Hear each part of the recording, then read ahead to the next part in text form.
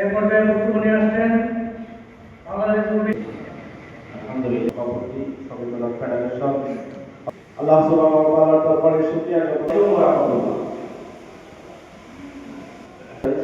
ইনশাআল্লাহ জন্য নিজেকে সর্ব জায়গায় বলে পবিত্র রিজিক থেকে শুরু করে সর্বক্ষেত্রে আমাদের যে দায়িত্বগুলো দিয়েছেন সেই দায়িত্বগুলো আমরা করে দিয়েছেন ওয়ালাকাদ কাররামনা বানি আদম এর জন্য যে দাওয়াত মানুষের সম্মুখে আমরা উপস্থাপন করছি আমরা সম্মানিত সভাপতি দৃশ্যমান শ্রমিক আইন শ্রমিকদের কল্যাণমূলক কোনো আইন নিশ্চিত করার জন্য সাধারণ শ্রমিকদের কাছে ইসলামের সুমহান বার্তা পৌঁছে দেওয়ার জন্য করবেন যেখানেই কাজ করবেন যে কর্মসংস্থানে আল্লাহ সুবহানাহু ওয়া তাআলা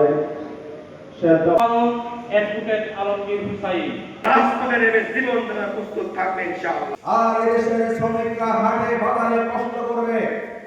এদেশের যে কৃষি শ্রমিকরা তারা রোদে পুড়ে বৃষ্টিতে ভিজে এবং বজ্রপাতে মৃত্যুর ঝুঁকি উপেক্ষা করে আমাদের দেশের মাঠে ঘাটে যে শ্রমিকরা সোনার ফসল ফলায় এখনো সিন্ডিকেটের কাছে সেই শ্রমিকরা জিম্মি হয়ে আছে না?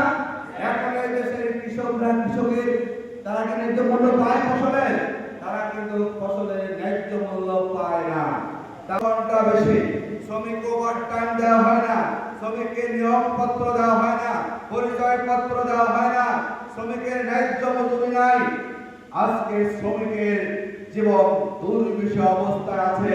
এই অবস্থায় একজন শ্রমিকের নেতার দায়িত্ব হবে আপনি যেখানে আছেন, ইউনিয়নে থাকেন, উপজেলা থাকেন, জেলায় থাকেন, শিল্প কলকারখানায় থাকেন, একটা শ্রমিকের নেতার দায়িত্ব হবে যেখানে একজন শ্রমিক অধিকার হারা হবে, শোষিত হবে, নিপীড়িত হবে, সেখানে শ্রমিক নেতাদেরকে ওই শ্রমিক অধিকারের জন্য আমাদেরকে পরিশ্রম করতে হবে।